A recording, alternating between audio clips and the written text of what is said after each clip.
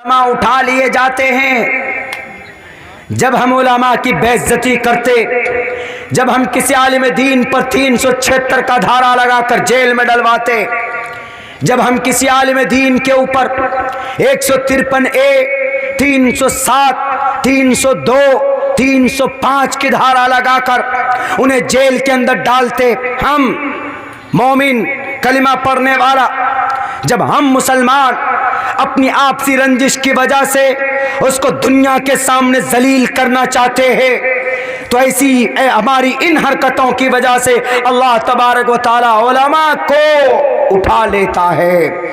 मक्कतुल मुकर्रमा में नबी रहे, 13 साल तक रहे कि नहीं रहे, लेकिन कोई चेंजिंग नहीं। जब वहां के लोगों ने मोहम्मदुर रसूलुल्लाह के साथ जुल्म न इंसाफी की, तो अल्लाह तबारक व तआला ने कहा कि तुम लोग हकदार नहीं हो कि मोहम्मदुर रसूलुल्लाह जैसी नियामत उज़्मा, एक आखिरी नबी, एक सैयदुल अंबिया तुम्हारे बीच में मौजूद हो। अल्लाह ने कहा कि मोहम्मद जाइए यहां से, जरूरत नहीं है इन नालायक नाहंजारों के बीच में रहने की जो खामखा आपको परेशान करते। जब आप अपने ईश्वर का नाम लेते हैं, अल्लाह का नाम लेते हैं, तो आपके सर पर ओजड़ियां डालते, आपके रास्ते में कांटे बिछाते।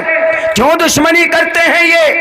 मक्कतुल मुकर्रमा के एक एक बाशिंदों ने नबी से खुली बगावत की, दुश्मनी की, तो अल्लाह ने उस नेमत को छीन कर कहां मुंतकिल किया? मुसलमानों, मदीनतुल मुनव्वरा भेज दिया जाता है। हिजरत कल के अल्लाह के नबी चले गए, क्यों? इसलिए कि मक्का वालों ने इज्जत नहीं की। आज भी अगर हम अपने उलमा की इज्जत नहीं करेंगे, उनको रुसवा करेंगे, आपसी रंजिश की वजह से जेल में डलवाएंगे। हमारे जितने भी आलिम दीन जेल गए, मैं किसी का नाम नहीं लूँगा, बहुत सारी तारीख़ में हमारे उलमा हैं जिन्हें जेल में ठूंस दिया गया। एक बात हमेशा याद रखिए, वला तजस्ससु वला यग़तब बाज़ुकुम बाज़ा। अगर किसी पर कोई चोरी की तुहमत लगाता है, अगर किसी पर कोई रेपिस्ट होने का दावा करता है, तो शरीय एतबार से जाएंगे तो वो पसीने छूट जाएंगे, वो प्रूफ नहीं कर सकता। शरीयत तो साफ कहता है कि तुम अगर किसी को रेपिस्ट का दावा करते हो, किसने रेप किया है, तो सबसे पहले प्रूफ लाओ, 3-4 गवाह लेकर पेश करो पहले, नहीं तो तुम पर कोड़े बरसा जाएंगे, तुम्हें सज़ा दी जाएगी। बहुत आसान है। रिश्वत की थैली खोली, पेश किया कहाँ पर? हमारे जुडिशरी सिस्टम में मौलाना अब्दुल्ला को के ऊपर यह धारा लगाओ, कौन सा? 307 लगाओ, अटेम्प्ट टू मर्डर का लगाओ 307, और प्रूफ को ख़त्म करने का लगाओ 305, मर्डर का लगाओ 302, रेप का लगाओ 376, डोरी एक्ट का लगाओ 498, देश के एक यूनिटी के खिलाफ भड़काने का लगाओ 153A, 153B, ये सारे लगाओ, धारा लगा देंगे, किसी के ऊपर भी लगा कर केस चला दो, और जब तक नंबर आएगा 5 साल यूं ही बीत जाएंगे। हमारे उलमा जेलों में बंद हैं, 1 नहीं 100, कोई गैर नहीं है। हमने एक जलसे में एक बात कही थी अभी सीमापुर कटिहार में, हमने कहा कि हमको नुकसान पहुंचा है हम अपनों से। तारीख मैंने पेश की थी, सिराजुद्दौला के, टीपू सुल्तान के और दूसरे बादशाहों, हमें नुकसान पहुंचाया है हमारे अपनों ने। हमारे उलमा जेलों में गए, कौन भेजने वाले? अपने ही लोग। उठाइए तारीख, बहुत कम है जो दूसरे हैं। हम खुद अपनी ही चिराग से हमारे घर को आग लग जाता है, हमारे घर जलकर राख हो जाते, दूसरे तो बोलते हैं सिर्फ। मुसलमानों, दुआ करो इन उलमा के लिए। उलमा मौजूद है तो कुरान का सही अकीदा आपके सामने मौजूद रहेगा। उलमा मफकूद हो गए, खत्म हो गए, तो कुरान और शरीयत का पैगाम कौन पढ़कर सुनाएगा? गया हूं मैं राजस्थान के एक एरिया में, तकरीबन वहां पर मुसलमान का घर है, ईमान वाले का, बड़ी बड़ी लंबी मूछे, और गणेश जी की मूर्ति के सामने कुरान रखा हुआ है। What is the matter, please tell me, बताओ जरा ये क्या माजरा है। सामने गणेश जी की मूर्ति है, उसके पास करीब में कुरान शरीफ है। मौलाना यही गणेश जी है ना जिन पर कुरान उतरा था? ये देखिए, कोई बताने वाला नहीं है उनको कि गणेश जी के ऊपर कुरान उतरा। हमने कहा कि अल्लाह हिफाजत फरमाए। भाई देखो, सबसे पहली बात तो, and please you must to put in other place the Quran Karim, and you have to know about that। Ganesh ji के ऊपर कुरान नहीं उतरा, कुरान नाजिल हुआ किन पर? मोहम्मदुर रसूलुल्लाह सल्लल्लाहु अलैहि वसल्लम पर। 23 साल में कुरान नाजिल हुआ है मोहम्मदुर रसूलुल्लाह पर। बोला मोहम्मदुर रसूलुल्लाह को गणेश बोलते? हमने कहा किसने कहा? कोई हाफिज साहब नहीं आपके यहाँ, कोई मौलाना नहीं? बोला मौलाना इस गांव के अंदर, इस गांव में, बोला 40 साल मेरी उम्र है, आज तक इस गांव के अंदर जनाजे की नमाज पढ़ाने वाला कोई नहीं मिला।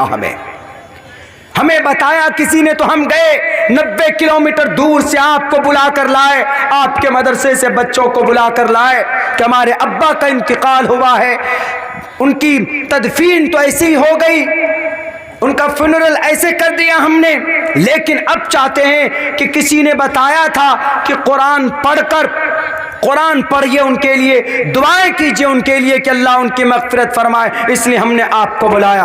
बताइए मेरे भाई, आपके लाल बतानी में 10 साल तक कोई हाफिज कुरान ना हो, कोई आलिम दीन ना आए, चारों तरफ से आप बंद हो जाएं, अगर खुदा ऐसा ना करे, लेकिन अगर बंद हो जाए तो आने वाली 50 साल के बाद जो नस्ल होगी, आपके पोते पड़पोते होंगे, बताइए वो अपने अकीदे के एतबार से कितने गूंगे बहरे होंगे, वो कुछ नहीं जानेंगे।